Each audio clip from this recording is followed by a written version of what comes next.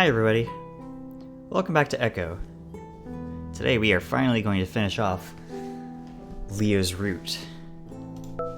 So get comfortable and strap yourselves in because we are not quite out of the woods yet. If you recall, Chase has just been kidnapped by Brian again. I scramble upright into a seated position, pressing back as far as I can against the door, away from Brian. He doesn't seem to be paying attention to me right now, with his eyes fixed on the road. My heart hammers in my chest. I can't even start to comprehend what's just happened to me. Is this real? Am I dreaming? How did I end up fucking things up so badly again? Brian takes a hard turn and I almost tumble into him. In a panic, I kick my feet against his side, keeping myself upright and against the door. The big bear grunts and glances at me before fixing his eyes back on the road. I quickly draw my feet back, pressing my knees against my chest as I try to hold onto the chair to keep from falling over. I realize then that Brian must have been waiting for me, waiting outside Kudzu's trailer for a perfect moment to grab me. I'd given it to him by idiotically skipping outside to take a piss, the result of which I can smell wafting up from my pants. I don't care though. Everything is numb right now and my mind is racing, trying to figure out how I'm going to get out of this. My paw automatically reaches back to pull at the door handle. It's locked. My paw feels along the door, looking for the lock. My fingers pass over a small hole where I assume it should be, but it's smooth. It's like the little nub for the pop-up lock isn't missing, or that it's been cut off. Swallowing hard, I keep searching and my fingers come across the window crank handle. I tentatively start to roll it down, but it's clear that I haven't thought ahead as Brian immediately notices the drafty air. He lunges at me, one hand still on the wheel. I scream and dodge out of the way, falling into the footwell as I try to escape his massive paws.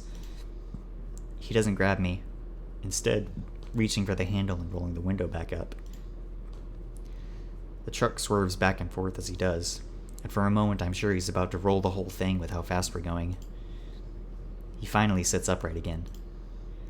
"Do that again and I'll knock you out." And still he doesn't look at me. It's only then that I notice the stark difference his demeanor has now compared to the first few times I'd seen him. There's no lust, no animalistic drive to fuck everything around him. Instead, there's a sort of desperation about him. I see his eyes dart around in the glow of the headlights, the fur all over his face matted down from sweat. I sit there in the footwell, staring up at him, gripping onto the seat as my head knocks back against the glove compartment. After a few minutes of erratic driving and swerving, I gather my wits enough to speak. What are you doing?" Brian's eyes flick down toward me, then back up to the road before he shakes his head. He does it slowly, like he can't believe something. But he doesn't say anything, at least not for a while. Then, after what could have been anywhere from 2 minutes to 20 minutes, he speaks. "Can you tell me the truth, boy?" I sit there quietly, contemplating making a jump for his door, to open it and tumble out into the desert. If I wasn't injured badly enough, or if I even survived for that matter, maybe I can make a run for it. "What truth? What's going on in this town? Oh my god." I squeeze my eyes shut and let my forehead thump against the seat. But only for a moment, since I want to be able to keep an eye on Brian. "I already told Duke I have no fucking clue. You were there." Brian grunts as he continues to stare out the windshield, clearly thinking about something. "I can't help you or anyone here, Brian. I'm just trying to find a way out." That gives me an idea. Wait, I might know a way to get out of here. If you let me go, I'll tell you." As soon as that comes out of my mouth, I wonder if I've made a mistake. Brian doesn't need to let me go to get me to tell him what he wants. I'm alone here with him, and he can do whatever he wants to me. And I'd probably tell him whatever he wanted to hear. But he surprises me with what he says next. "Escape it isn't gonna fix any of this. We're all still gonna see the same shit." I wait, but he stays quiet. It takes me another minute to work up the courage to ask. See what? You know exactly what! He screeches at me in his high-pitched voice, and the truck swerves precariously. I can imagine the tires sliding off the road for a moment before Brian corrects it. You know exactly what I'm talking about, he says more gently, taking deep breaths to calm himself. Then he looks down at me. Don't you? I swallow hard, wanting to find the right answer but unsure of what that might be. Like, when Duke saw something on the ceiling in the diner? That's the first thing that comes to mind. It's something that Brian saw with me. He lets out a cold guffaw. That's exactly what I'm talking about, Otter. That and every fucking thing else. The truck takes another hard turn, and I brace myself in the little well. The swerves and turns are becoming more frequent. I can't really see out the window, but I'm pretty sure we're headed into the mountains. Was that creature thing going to attack us? Should I warn Brian? But we've all been seeing shit for a long time, even before this crazier shit started a few days back. Brian glances down at me once again. Haven't you seen stuff here? My mind immediately thinks back to when I was a kid. I'd seen plenty of things. Plenty of horrible things. But the psychiatrist had said that that was normal, that sometimes kids hallucinate. I noticed that Brian's not wearing his seatbelt, and I start to toy with the idea of grabbing the wheel. Again, I might be killed. It would at least stop Brian from taking me to wherever it is he's taking me. It might even be better to die. Maybe. But my parents, my friends, they haven't really seen stuff. Except Jenna, and now TJ and Carl after all of this started. Brian grins with his crooked and missing teeth. Seems we only see shit if there's a reason to. I don't know what it is either, but from what I've seen, it's a combination of a shitty experience and being an echo. The truck is slowing down a little now as we start taking sharper turns.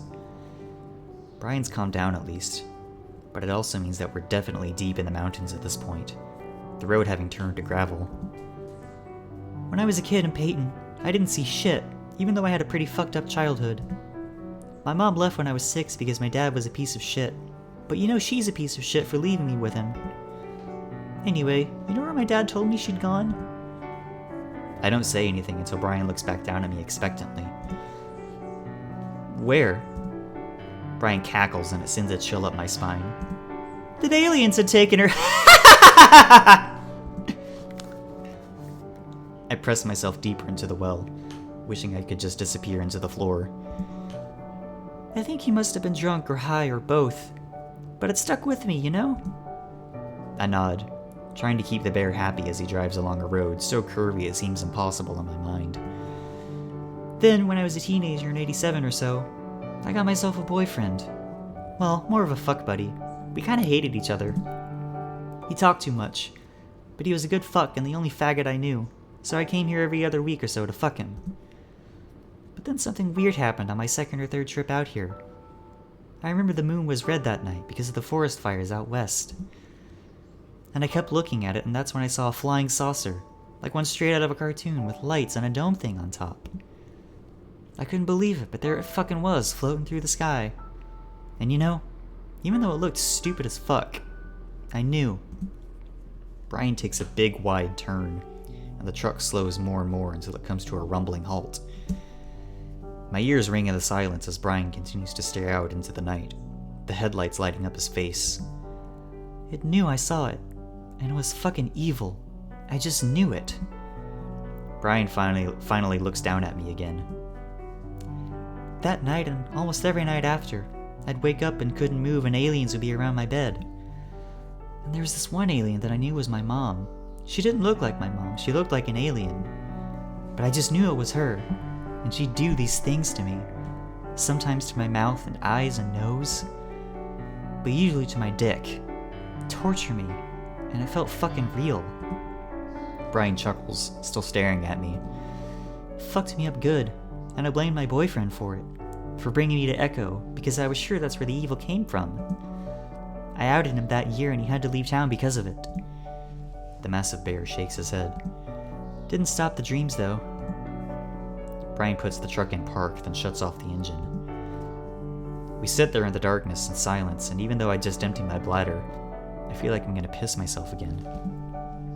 Never told anyone that before. I don't say anything as I just breathe through my mouth, trying to make as little sound as possible. There's something fucked up in this town that makes us see things, feel things from our past or some shit. Duke told me about it, how it's been happening a long fucking time, but he thinks there's a way to fix it. Brian suddenly opens the door and jumps out. He slams the door hard enough to make my ears pop. For about 5 seconds, I will myself to move, to run, to open his door and sprint into the night. But my body refuses to move. Before I know it, the bear is yanking open my door and grabbing me by the wrist. And if you help me out with this, we can be done with it for good. He pulls me out roughly. My legs are like rubber when he sets me on the ground, but he holds me up easily with his paws on my arms. Can you promise me to help? Then I'll let you go and we'll be free of the evil, okay? All I can do is nod dumbly. Alright, it's gonna be okay, Otter. I promise. Brian transfers his iron-like grip to my wrist and starts to pull me along. I stumble after him weakly, trying not to trip in the darkness. Brian stops next to the truck bed and starts to rummage around inside. I feel like I'm going to pee again. What do you need me to do, though? Brian finally pulls something out and it looks shiny and heavy. I open my mouth to scream, but that's when a burst of light comes out of one of the ends of it. It's a mag light. I stare at it, gaping stupidly. Brian sweeps the beam of light around. All around us is gravel, sagebrush, and some cacti. I have no idea where we are. I need to get something, and it's in a place that's too small for me to squeeze into. I need your help to get it, okay? Okay. But what is it? Brian ignores me, looking around. He seems to settle on a direction and sets off, pulling me along with him. Anyway, it makes me think. All these ghosts and UFOs and monsters people see in the woods, I think they're all connected somehow. Yeah? I focus on trying to keep the bear happy, pretending to be interested in his ramblings. Meanwhile, we're not even on a trail, just pushing through thick brush and sharp rocks. Yeah, like little bits of echo are everywhere in the world. Some small like a house, some huge like a town. That makes sense. No, it doesn't. None of this makes sense.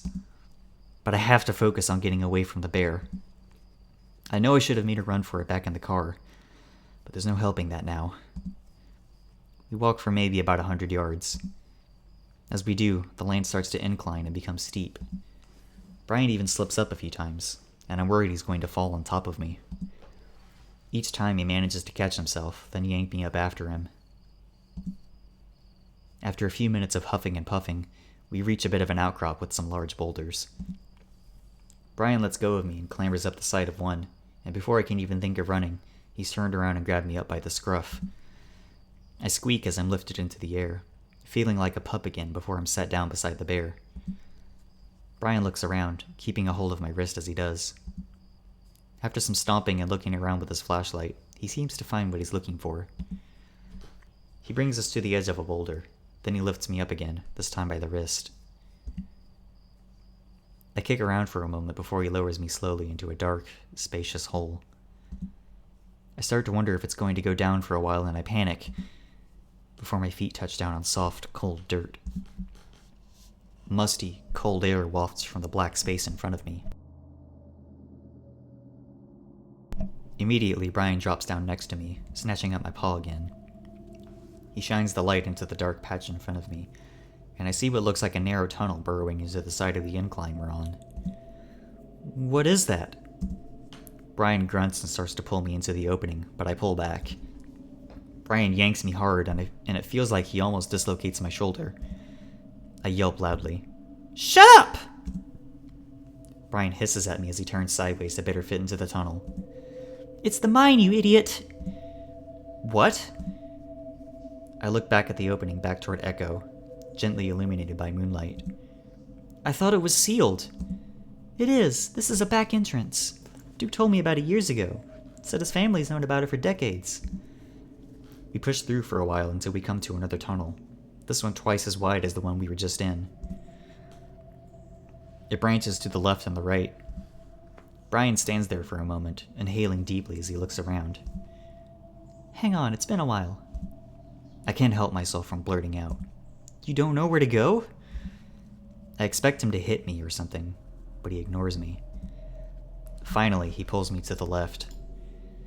The idea of being trapped here with Brian, lost in a mine, is more terrifying than anything that's happened in the town so far. The air is so musty and dry I feel like coughing and sneezing at the same time, but I try to hold it in so I don't upset Brian.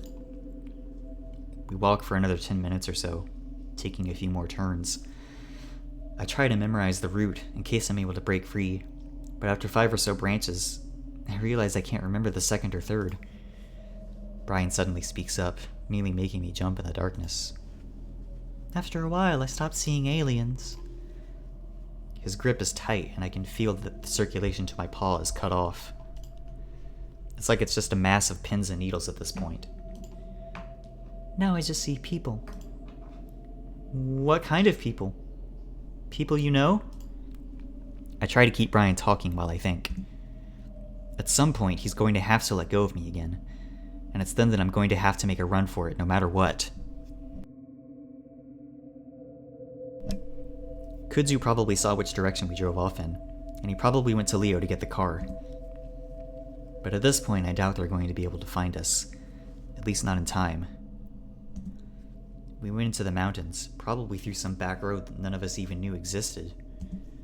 Then Brian took me through hundreds of yards of desert to find a tiny opening behind some boulders. There's no way they're going to find me here. I'm on my own. Well, I see just one person, but the person changes every now and then. Brian pauses, looking into a narrow opening in the tunnel wall, even more narrow than the first passage. Depending on who it was I last knew. Before I can figure out what he meant by that, I'm shoved hard, forced to enter the passage in front of Brian. It's just wide enough that I can walk straight, my shoulders nearly touching both sides. Brian, on the other hand, has to suck in and move sideways, grunting and cursing and making all kinds of noises. Brian's let go of me as he tries to pull himself through, though he keeps knocking into me to send me forward. I could try to escape, but I have a feeling that doesn't exist ahead of me. In fact, it feels like I'm being trapped. I can't explain it, but I start to get a terrible feeling that something awful is waiting for me at the end of this passage. And then I start to smell something. It's old and almost covered up by the dust and mustiness, but it's definitely there. Sweet and sick. Something rotting. It feels like ice water is poured down my back and I freeze, only to be given a shove by the bear behind me. I fall forward into a wider opening. The smell entombs me, and I know without looking that I'm surrounded by death. I lay there on the floor, not moving, listening to Brian as he tries to squeeze through the opening. I can remember years ago when I was maybe 12, walking along the dirt road back home after hanging out with Carl. On the side of the road I saw some roadkill, and just as I passed by, I could see the white maggots writhing through the fur. The smell for that single moment was almost unbearable, and I gagged and ran past. And while the odor in here is a bit more faint, it's almost exactly the same. I hear Brian finally shift free from the exit, and he shines the light back down on me. I know I should run. I know I need to get the fuck out of here. I know I should be fighting like hell. Because I know what's coming. Is this what it's like for people who get kidnapped or murdered? People wonder why they didn't fight harder or run when they had the chance. I should have ran the second we stopped in the truck. But right now it's like I'm stuck in ice. My frantic thoughts are interrupted as Brian grasps me by the back of the shirt and pulls me back up to my feet. I'm not able to stand and just sort of crumple down next to him. The bear grunts and just drags me along into the little opening that we're in, dropping me against the wall. As Brian fumbles with the flashlight, I get a glimpse of my surroundings. It's small, maybe about 15 feet long and 10 feet wide. It's narrow enough that Brian takes up most of the space, and I'd be hard-pressed to get past him. I draw my knees up to my chest and hug them, feeling numb. God, you're such a useless piece of shit. I watch Brian lean over something against the wall. It looks like two long, polished pieces of wood. Brian tips the flashlight down, and I see that those pieces of wood are attached to a shovel and a pickaxe.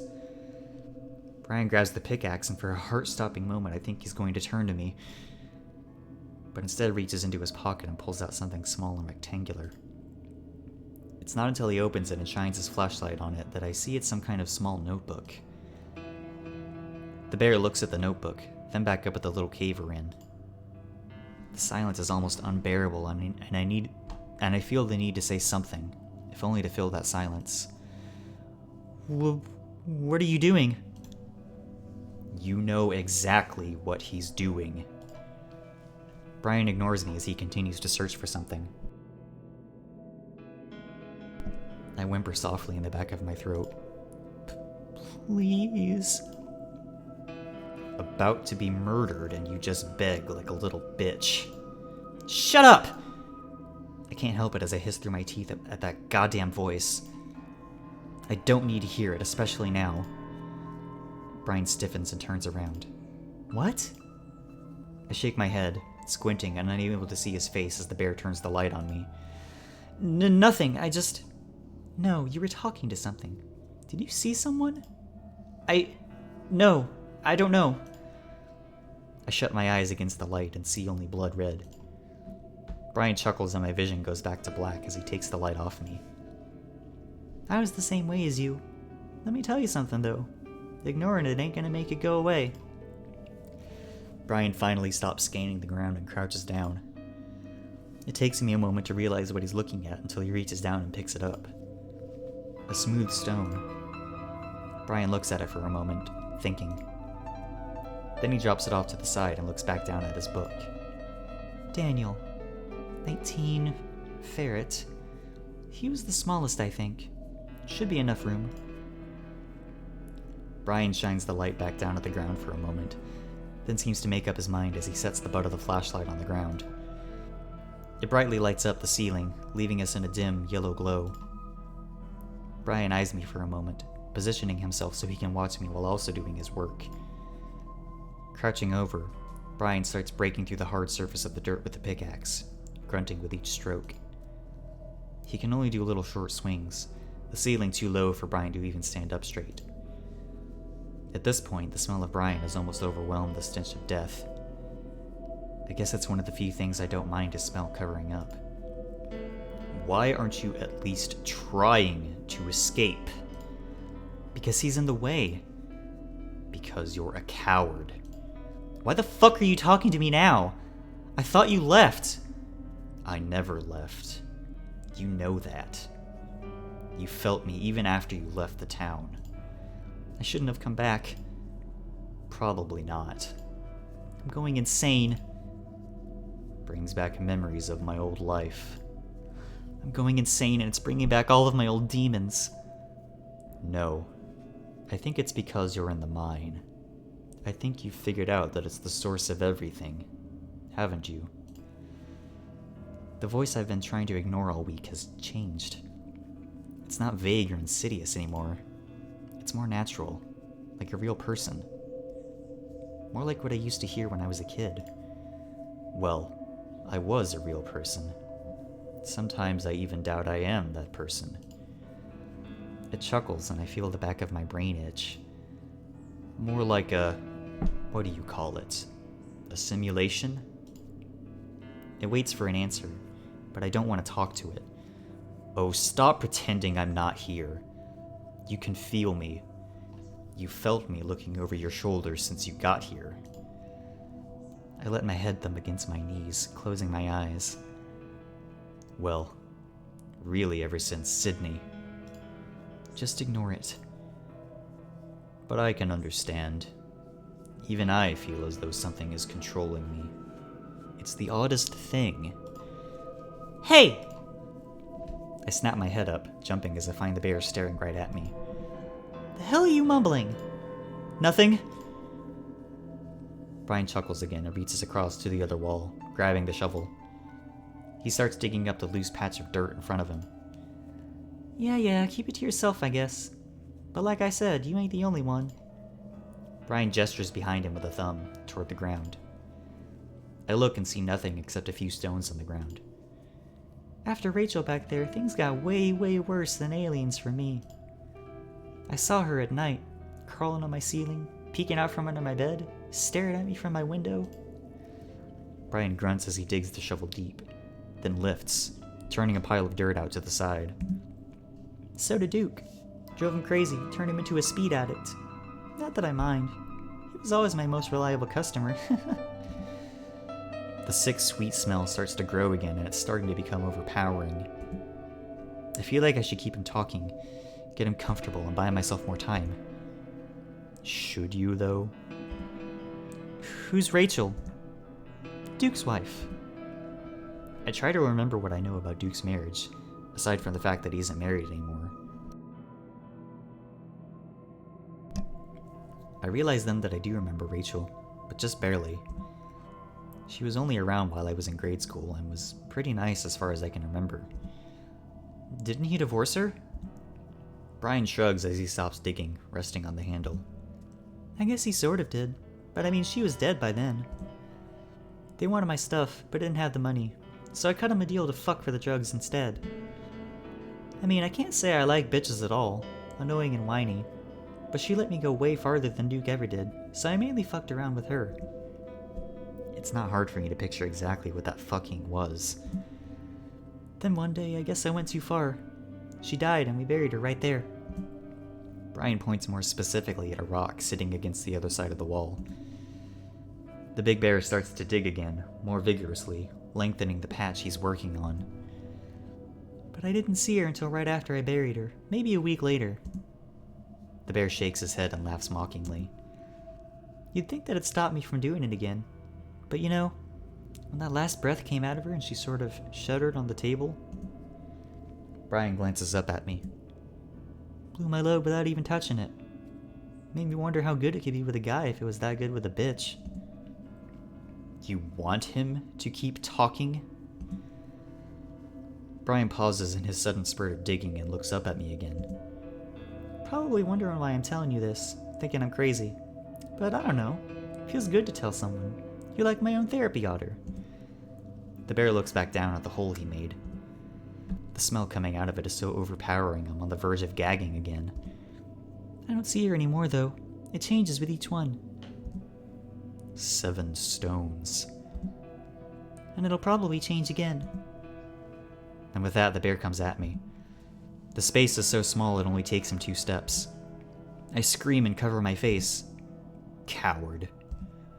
I try to fold up into as tight a ball as I can, but before I know it, Brian has me by the back of the shirt. He drags me over until I'm kneeling next to the hole. I can see it's definitely a grave now. You already knew. Because I can see the bones poking through the dirt, the bits of blue and white cloth that were its clothes. You mean Daniel, the 19-year-old ferret. I feel like me telling all this to you, and me being nice to you so far. Maybe don't come back after me, just move on.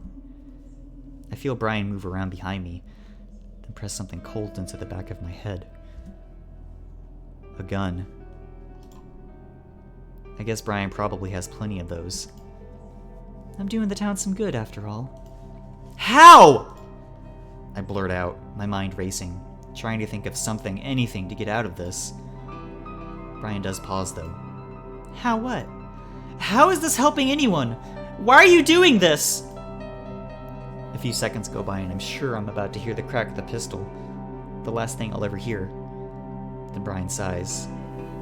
Again, I feel like I should tell you everything, so you don't have to come back and fuck with me. But Duke, he said this all started when you came back. I told you I have no idea why!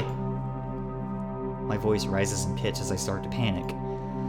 Duke had already tried to kill me even after we tried to convince him I had nothing to do with any of this. Not any of this? Are you sure of that? feel Brian set his feet behind me, and I can picture him getting ready to pull the trigger. I'm going to die.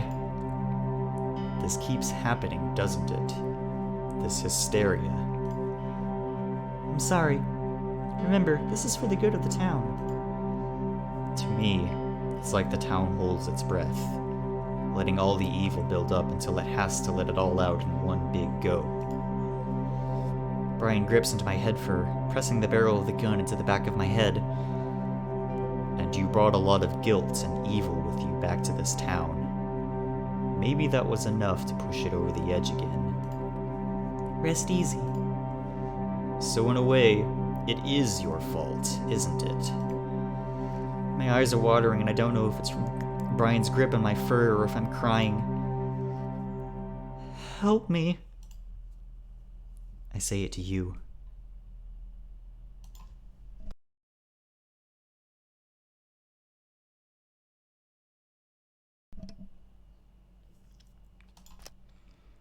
I glance to my right and see something standing in the entrance to our little hollow. It's faint, either because of the dim lighting or because the thing itself isn't quite opaque. It's tall, white, and gangly, and its long fingers nearly touch the ground. Its face is heart-shaped, the whiteness of it interrupted by massive, shiny black eyes in its face. It stands there motionless, watching us. I stare back, open-mouthed. Brian must have taken notice, because the next thing I know, the bear squeals. It's so loud and high-pitched I wince. Brian lets me go just as the thing moves. It seems to lean forward and glide toward us, but the gliding is stilted, like a film with half-seconds missing from it. It flickers, seeming to turn transparent as it grows closer, the white fading to pink, then a bright red for a brief second before reverting. I'm frozen, kneeling as I watch. Brian backs away and promptly steps on the flashlight. The lighting careens sideways and I look over to see Brian's foot slip on the cylindrical flashlight before his rump comes down hard on top of it. All light is extinguished and I can't see the thing or Brian now. I hear him though, as he lets out another screech of pure fear like a wounded animal. I hear something else too. A voice that's also high-pitched, babbling something fast and senseless. It's like a tape recorder being rewound. Brian's screeching impossibly turns up a notch, and I instinctively move forward, away from the horrible sounds, and I pitch forward into the hole. The smell engulfs me, and I can feel the hard, knobbly things in the dirt around me. Where are we going? Just taking a back road. But we're leaving the city. Yeah, well, I live outside the city. You didn't tell me that. Let's just go back to the club. Alright, pull the fuck over. Let me out. I said pull over. Where the fuck is the lock? You best not be doing that. Hey, get off me! I gasp and scramble out of the grave, gagging uncontrollably. Once I'm out, I curl up on my side, drawing in my knees again. The horrible screeching and bizarre babbling language continue, though the sounds from Brian are more ragged now.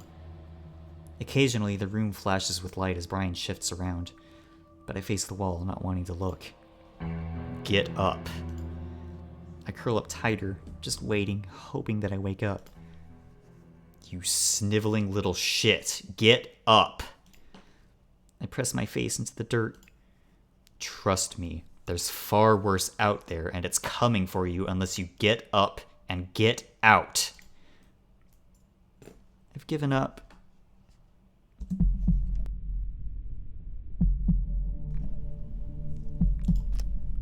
You force yourself up onto your hands and knees and start crawling in the direction of the exit. The flashlight continues to be rolled around, giving you glimpses of where you're going. The sounds from Brian have stopped. Now it's just the mechanical gibberish that seems to be growing in pitch and speed. But you don't look back. You don't need to see that. The otter is already broken enough. Soon you're crawling through the exit and the cacophony behind you is immediately muted. It becomes more and more faint until it almost disappears as you come out the other side. Once you're free, you stand up in the comparatively fresh, cool air. The main tunnel. You remember this place. You also know the tunnels like the back of your hand. It's pitch black, but if you feel along the walls, you should be able to find your way out.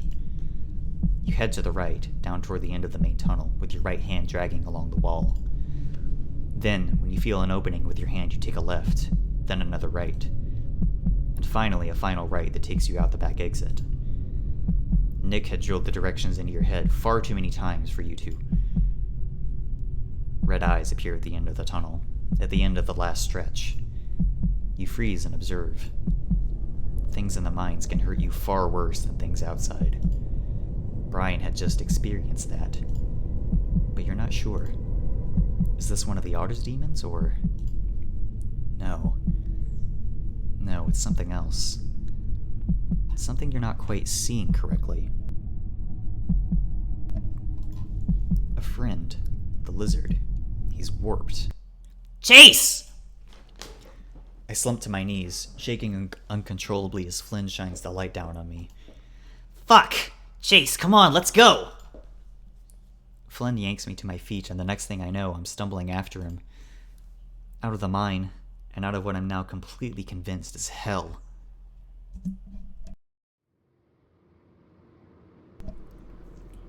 I sit in the passenger seat of Flynn's truck, feeling numb. I choose to stare out the window, watching the desert rush by as Flynn tries to ask me questions. Where's the bear? I shake my head. Is he still in the mine? I think so. What happened? I don't know. It feels strange being back out here. While everything is definitely fucked up and strange out here in Echo, at least it makes some sense. The mine is completely different. It's... chaos. That's the word. Chaos. What? How did you find me? I look back at Flynn and see that he's staring at me closely, barely keeping an eye on the road. I went to Leo's house, found all of you guys there. Except you, of course. Just waiting? I don't know how to feel about the idea of all my friends just sitting around while a serial killer had kidnapped me. Of course, none of us really knew Brian was a serial killer. Well, a lot was going on. Kudzu, that raccoon, is the one that told me you were missing. Leo, on the other hand, said you were fine, that he saw you around the house. What? Flynn shrugs. I have no fucking clue. But he was practically holding everyone hostage, wouldn't give the keys up. So I had to take my own truck out here. Is everyone okay? Hopefully. Jenna said she'd try and keep him calm while I came and looked for you. How did you know I was in the mine? Well, Kutsu pointed out the direction you went. I drove up the canyon since that's basically the only place he could go. I saw where he'd parked and knew he'd taken you in there. But how did you know about that back entrance? Flynn smirks as we come out of the curvy Echo Canyon onto a straight road to Echo. Does it really matter? Either way, I know a lot about the town. I watch Flynn for a while until he finally glances back at me. What? Where the hell have you been the past few days? Oh, in the town hall. Managing stuff. Stuff? Like, everything going on. I tried to find you guys at the hotel, at Carl's house, but I didn't see anyone. Assumed you'd tried to leave. That answer is far from satisfactory, but I have no energy to dig deeper. So are we going back? Yep. Then what? Well, they were saying something about a train, so I assume we try to get out that way. Sounds like you already found out you can't drive out. Yeah. We turn on the road to Leo's house, and as I watch the house draw close, I can't help the growing sense of dread in the pit of my stomach. As soon as we step through the doorway, I'm engulfed in a combination of beige, gray, black, and white fur as I'm surrounded by my friends. Jenna, Carl, and Kudzu are all talking at once, asking me how I am, what happened, if I'm okay. Flynn puts up his hands. Guys, let him breathe. I don't think he's ever talking too much. Jenna and Carl step back, but Kudzu doesn't. He's got a hand on my shoulder, gripping it like he doesn't think I'm real. Hey, I'm sorry. I should have been more careful. I should have let you piss on my fucking carpet instead or something. It takes me a second to realize what he's talking about, the thing that got me into Brian's trap in the first place. It makes me laugh a bit at how earnest Kudzu looks compared to what just came out of his mouth. I also realize that I want to hug him really, really badly, so I do. I feel the raccoon stiffen up for a moment, then hug back. It feels so fucking good to be in the arms of someone I trust, and it seems to break through the numbness that I'm feeling, at least a little bit. Carl seems to take that as an invitation to hug as well, and Jenna joins in. I don't mind, and I wish I could stay like this forever. Actually, I just wish this all hadn't happened in the first place. It comes to an end eventually, and Kudzu is the last to draw back. I'm about to ask where TJ is when I see Leo. The wolf stands at the entrance of the hallway, his eyes on me and Kudzu. He's got a pillow in one paw, and his shirt is hitched up over his stomach a bit, like he just pulled it on. I guess I'm hungry, sorry about that. What are you doing? The room goes quiet and the mood immediately changes. Carl, Jenna, and Kudzu all look weary. No one says anything. I clear my throat. I'm back. Brian took me to... Leo frowns. Back? No, you were in my room and asked for a pillow. We were... Leo's glare turns on Kudzu. Have they been telling you to say this? Leo, no. The look in my former boyfriend's eyes is completely alien to me. I'd never seen that look from him before. I guess I knew that the town, or whatever all this is, had gotten to him, but not completely taken him. Now I'm not so sure. Kudzu stands next to me, his shoulder in front of mine. Leo eyes him again before turning back to me. Chase, come here. I don't move. The room is completely silent. Chase, I said come here. Leo, what the hell? Leo ignores Flynn, his steely eyes on mine. The feeling of coming to a safe place is completely gone now. Echo has seeped into every part of my life, it seems. But I don't move, and neither does Kudzu. Leo doesn't seem to know what to do. His face transforms from anger to confusion. Chula, you were just in the bedroom with me, telling me... Leo trails off. I was in the mine, Leo, with Brian. Leo stares. The silence drags on until a soft clicking comes from the kitchen. Everyone looks as TJ emerges, staring at us all with sad, lost eyes. TJ, what is it? There's another train coming. Oh, good. Thank you for watching, TJ. I'm not sure if Jenna is relieved because our ride out is coming, or if it's because they can distract us from the whole Leo situation. We all move at once, squeezing past Leo out to the backyard. He watches me pass him, dumbfounded. TJ's right. In the distance, I can see the lights on the train, slowly winding its way towards us. At this point, dawn is just breaking. Somehow it's only been one night, even though it feels like it's been several weeks. Alright, for whatever reason, that train is moving pretty fucking slow. We should just be able to hop it. The train wails in the distance again, much closer now. I thought I was gonna have to drive alongside it with you all in the truck bed, honestly. The train does seem to be moving pretty slow, but as it gets closer I realize that it's not exactly going to be a jog to run alongside it. I might be able to catch it at a full sprint. Alright, here's what we're gonna do. I'll get on first along with Kudzu, and we're gonna pull the rest of you on, alright? Carl fidgets nervously. I don't know if I can run that fast. You will. Now. I feel a paw land on my shoulder and turn me around. It's Leo. Hey. Hey, what is it? I look back at Flynn, wanting to hear what he's saying. Listen to me. Everything you said at the house. Did you mean it? Huh? What did I say? Leo looks impatient. What you said about loving me, wanting to be with me forever. You meant that, right? What? The train is approaching. We have maybe a minute. What the fuck? Why are you acting like you don't fucking remember? Leo bristles, teeth bared, eyes narrowing. Oh my god, Leo, let's get out of here first. I start to back away, toward the others as they continue to discuss jumping on the train. No. Leo grabs my shoulder, looking me right in the eye. He makes an effort to calm down, closing his eyes a moment before opening them. Then tell me now.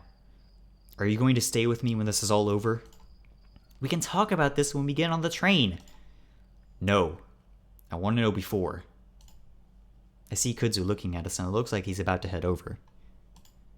Just tell the truth. That's all I want.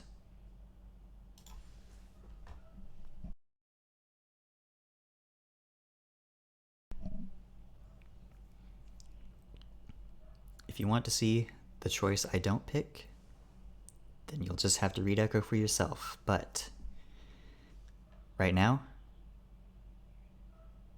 sorry, Leo.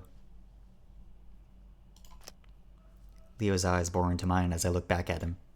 Now isn't the time for this. In fact, it's the absolute worst time for something like this. But looking at him, I can tell that this is the only time for Leo. No, Leo. Leo's eyes widen and he leans his head back just slightly, at the same time taking a step back. It's like I physically pushed him. After everything that's happened, I just can't. Leo seems frozen, watching me, his arms hanging loosely at his sides. I hear the crunch of gravel next to me and Kudzu's by my side. Come on, we're going now. Leo's hand moves then to his waistband. I have a moment to see him lift a gun from under his shirt, his eyes on Kudzu. My body moves automatically, stepping in front of the raccoon and raising my hands up to my chest defensively. Leo is already frozen his motion, though, gun in front of his stomach, still pointed down at the ground as he stares past me. What the fuck? I feel Kudzu grab my arm from behind, his grip so tight that it's painful. But I keep my eyes on Leo, waiting and watching to see what direction the gun might go in. But then it drops. First his arm, which hangs loosely by his side once more, then the gun, which clatters through the gravel below. I flinch, expecting it to go off. It doesn't, and instead my ears are filled with the sound of the arriving train.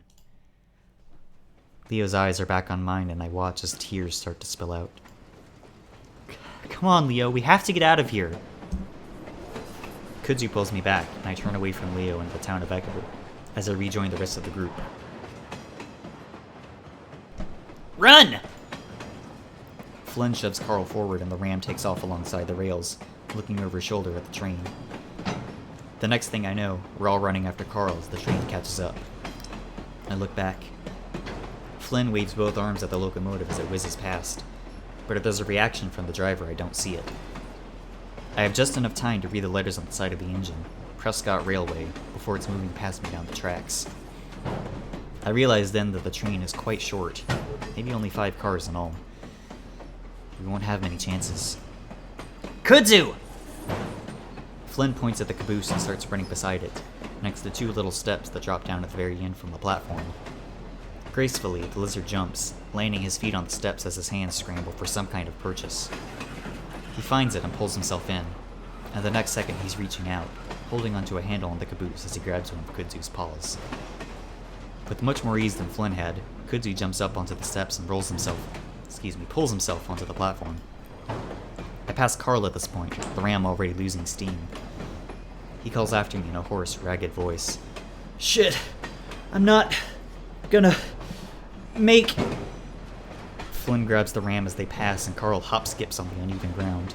For a horrifying moment, I think he's gonna fall. But Kudzu leans in and snatches him up as well, practically lifting Carl onto the platform.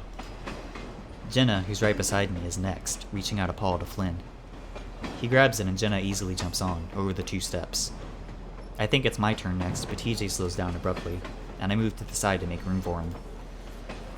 Flynn grabs his arm and TJ hesitates several times, before Kudzu gets a grip on him as well, and he's able to step up onto the first step. It's then that I realize that the train is picking up speed and I'm starting to slow down. I move up beside the caboose, seeing Flynn's outstretched hand. Now that I'm next to it, I can see how terrifying this is. The wheels clack loudly in my ears, and I have no idea how I'm going to lift one leg up while keeping up this speed. But I get a grasp on Flynn's hand and I see Kudzu's paw reaching out as well. The train's going way too fast now. and I know I'll only have one chance at this. I pull down on their hands and lift my feet up to land on the last step. Once my feet make contact, relief floods through me. I can't help myself as I grin and pull myself up the steps. I don't know if we're safe, or if this whole plan is going to work, but we'd carried it out somehow, and that feels good for once. Then I remember Leo and look back, expecting to see him running next to the train. Instead, all I see is the brush and gravel crushing past. I look back toward the town and I think I can make out a small figure in the distance, exactly where I'd left him. Where the hell is Leo? I stay silent, but Flynn follows my gaze out toward the desert. Shit. At that moment, I'm not sure what I should feel. Probably relief? But what I do feel is an incredible wave of sadness, like a physical wave smashing into my body. Probably the same thing Leo felt when I told him. Some part of me knows that this shouldn't matter right now. All that matters is that we might have just escaped with our lives. But leaving Leo behind, someone I'd known most of my life, someone who'd protected me, been a friend to me, guided me through the worst parts of my life, someone who'd always emphasized togetherness and family, who'd always vowed to protect and stand by my side. That very same person had just chosen to stay behind. While we're the ones leaving, he's the one that decided to leave us. And as that solitary figure grows smaller and smaller, that idea hurts more than anything else right now. After seeing Janice get murdered, after being tortured by Brian, after nearly being murdered in a mine, this separation from my best friend is the knife being twisted into my chest. I sink to my knees, holding onto the railing, wondering if I should have stayed behind. Because the Leo I'd just been with isn't the Leo I really know. He needed help and I just abandoned him. I should have stayed behind. Hot tears spill over my cheeks as I stare at the middle platform. Fuck you. We say the words under my breath, but there's more rage behind them than anything I've ever said in my life. They're meant for echo. Fuck you for killing Janice. Fuck you for hurting William. Fuck you for killing Duke. Fuck you for hurting Clifford. Fuck you for what's buried in the mines. Fuck you for hurting Nikolai. Fuck you for twisting my friends into something they're not. Fuck you for hurting Cynthia. And fuck you for ruining my life! I sit there on my knees, sobbing hard, like I'm crying for two people at once. I can't see Leo anymore, but the thought of him alone and probably hurting like me is too much. I don't know how long I cry for, but it feels like a long time. After a while, I feel a paw on my shoulder. I imagine the rest of my friends standing there, staring at me, but when I turn my head, it's only Kudzu. The raccoon is crouched next to me, his head turned towards me, a look that can only be described as understanding on his face. In a bit of a daze, I rub my face on my shoulder to clear my vision. Sorry. Don't be. Kudzu says it automatically as he rubs my shoulder gently. Do you want to get up? The rest of them went inside. I stay crouched there a moment, watching the blur of train tracks in front of me as we continue through the desert. Give me a sec. My nose is all stuffy, so my voice comes out clogged. The tiny lights of echo on the endless expanse of desert get smaller and smaller, and so too does the feeling of tension in my chest. And with the tension goes the sad, angry presence in my head. He goes quiet again. It makes me feel a bit better, but each time I think about Leo, that knife gets a little deeper. Kudzu nods and squeezes my shoulder. After a few moments of silence, he speaks. You know that someone I lost a few years ago? I wipe my eyes again and nod. He was my boyfriend. I keep silent as I stare at the tracks, almost hypnotized. That strange feeling of wanting to jump tickles at the back of my brain, then fades slowly. One night we were walking along like we usually did. We got mugged. We should have just given him everything, but my boyfriend, of course, stepped forward, confronted the guy, and got shot. I glance back at the raccoon with no idea of what to say. Kudzu shakes his head like he's coming out of a dream. I'm just saying that I'm here. I might know what this feels like, you know? I cough a little to clear my throat. I mean, he didn't die. Kudzu shrugs. Breaking up can feel like that sometimes. It's a lot more than that. It was all of that. I wave in the direction of the town. It just feels like I lost him right when we got away. We're gonna get people to go back for him. Yeah. I let out a big breath before slowly standing up, my knees popping as I do. Kudzu stands with me as I lean against the railing, choosing not to look out at the town. After a moment, I turn around to face Kudzu, and then I'm hugging him. There's no hesitation this time as he hugs back. I let myself lean into him, letting him support me, feeling the fur on his neck poke through mine. We stay like that for a good 5 minutes, vibrating along with the train. Finally, I pull back. Alright, we should probably go in. I don't think it's all that safe out here anyway. Without letting go of me, Kudzu opens the door and guides me inside. My friends are all sitting in little seats in the dark, swaying along with the train's movements. Carl sits closest to us, and he looks up at the sound of the door. Hey, Chase. Are you okay? I laugh. No. Carl smiles sadly. Yeah, sorry. You're fine, man. I see Jenna and TJ together on a seat further along the wall, and Flynn sits opposite them. Further still, a small shape sits leaning against the opposite end of the caboose, curled up on a seat. It's Clint. Flynn occasionally glances at him, but the polecat doesn't seem interested in coming closer to us. Kudzu guides me to sit next to Carl, and I make room so that the raccoon can sit next to me. So, where do you think we're going? I feel Carl twitching against me as he sits there hunched over. Anywhere's better. As long as it's not hell, I guess. I guess. Kudzu's arm goes around my shoulders automatically, and we sit in silence for what feels like a long, long time. And I don't mind it. I wouldn't mind if this were the rest of my life, honestly. For the first time in several days, I feel calm and safe. Soon enough, though, the darkness of the caboose is illuminated with occasional flashes of light. Flynn looks out the window. Peyton! With a grating screech, the train starts slowing down. I'm a little surprised. I guess I thought the train wasn't even real and it would just go on forever. But now it comes to a slow, stuttering stop. We all sit in the dark, quiet, listening, and then Flynn stands up and opens the door. Soft orange light spills inside. What the hell?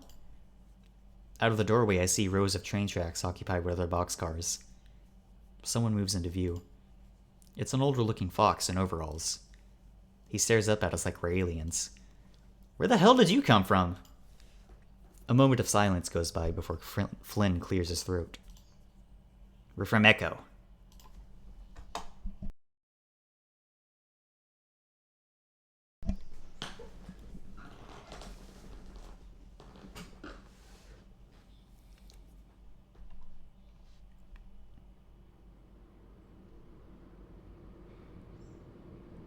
Yeah, Mom. I promise I'll call you in an hour. No, I'm not. No, we're not staying the night. I promise. Wow, Mom. Alright, I swear.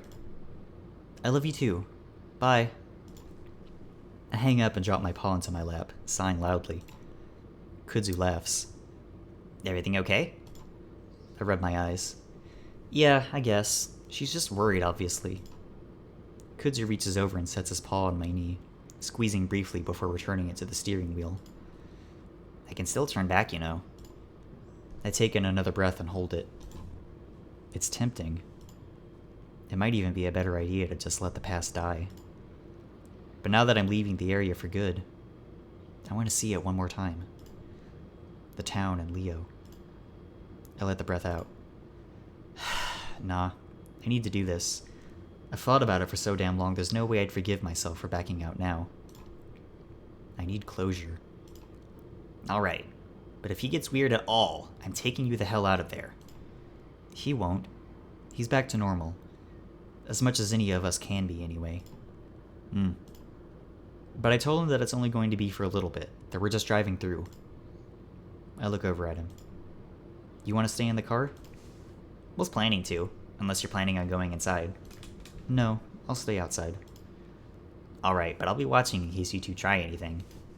Yeah, right. It's been 2 years. That's not very long. Hey, I know Leo. He's not the person we last saw. Yeah, I know. I feel my stomach tighten as I suddenly realize we're driving past the lake, then onto Main Street. It's completely abandoned. But then we pass the motel. The windows are all boarded up and the parking lot is filled with more cracks than I remember, but I'm hit with a wave of familiarity all the same. Standing in the parking lot are 2 people. Pointing at the motel is a large black bear, and in front of him stands a canine of some kind with a video camera. Kudzu snorts but doesn't say anything.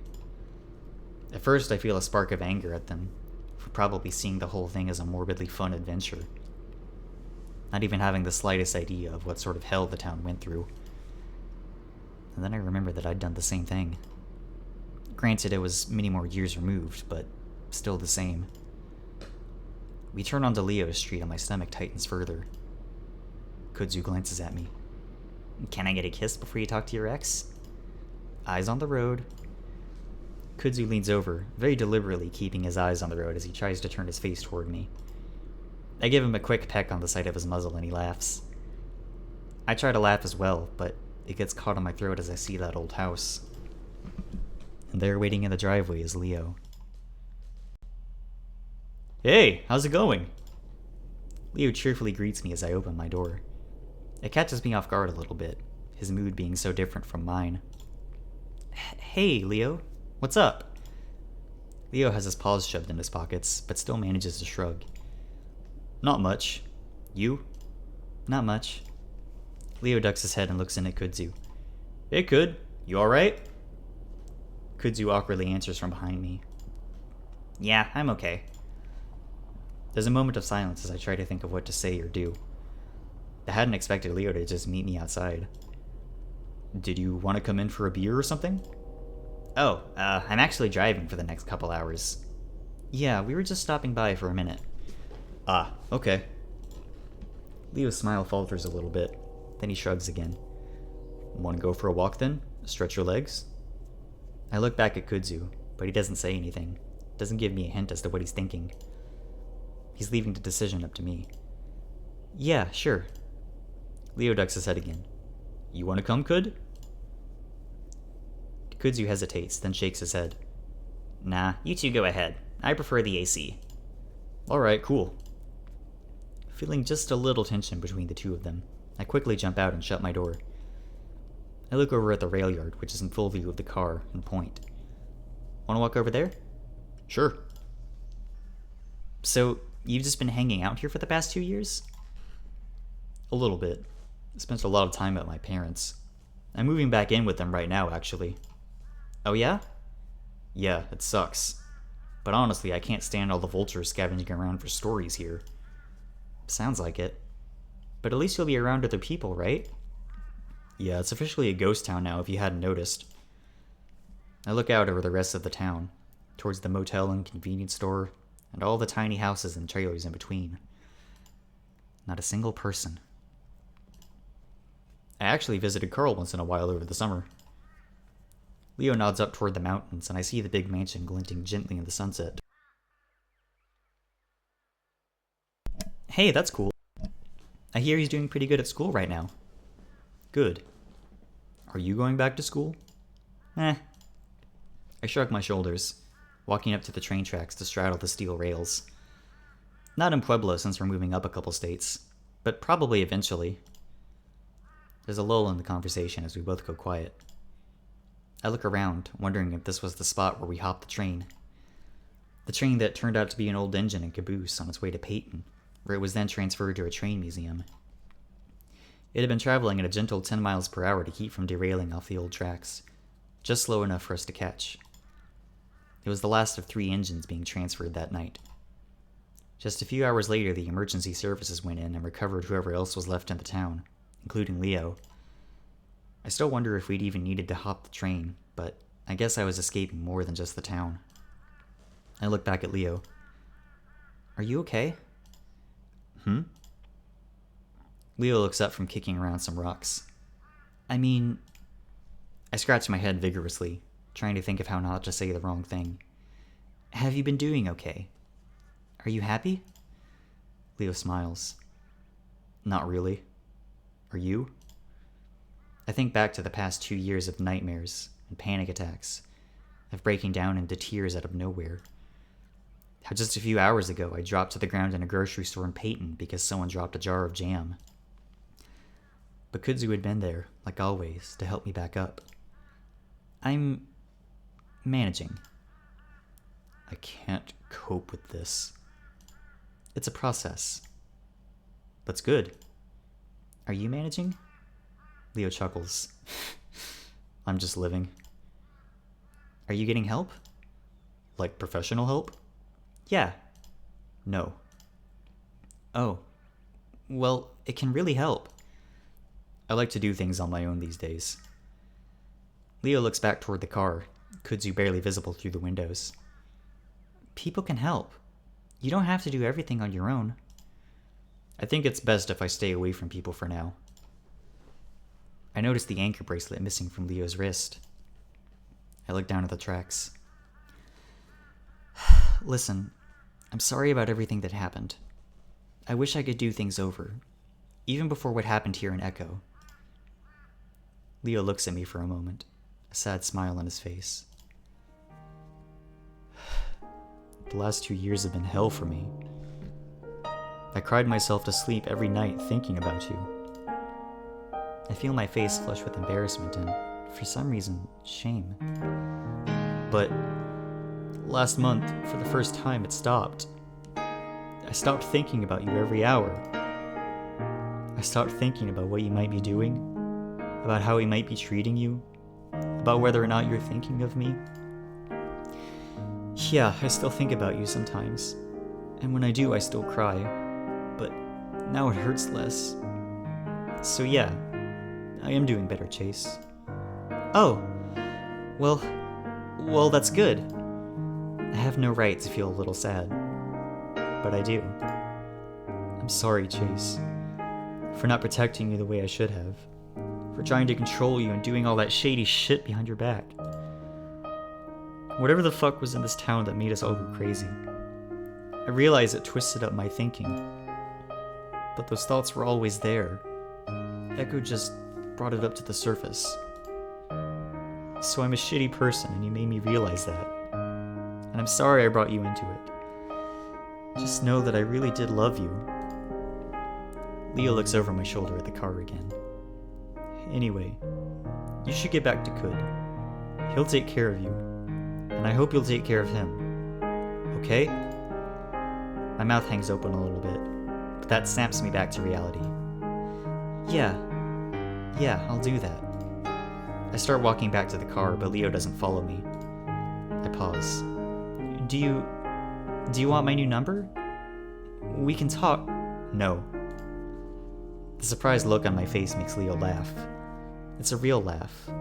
Kind of sad, kind of happy, but real. That wouldn't be good for either of us. So we're just saying goodbye forever? That old knife in my heart starts twisting again. Leo shrugs. You never know.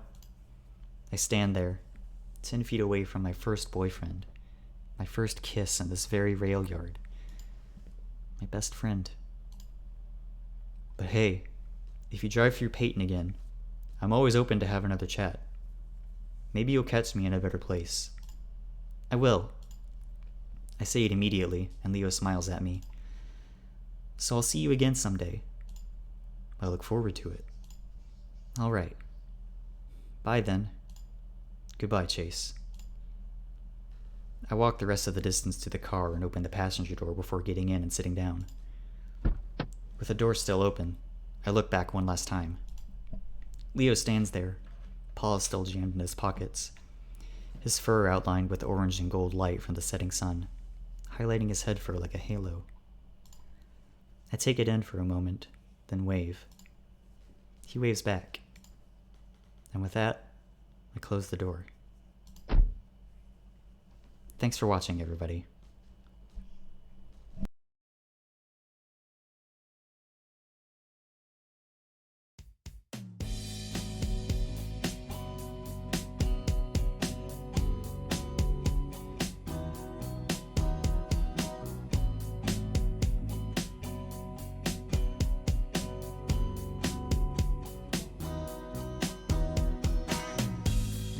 Driving down your street at midnight, see your face in the passing lights, making me wonder how you're doing. It's been a few years since I've seen you laying down on the bed in my room. It's making me feel so stupid, 'cause you were the one thing I knew that I couldn't lose, and I let just slip past me, and now I'm doomed. If you would only give me another second chance, I could make things right. Yeah, we could do it over again. Over again.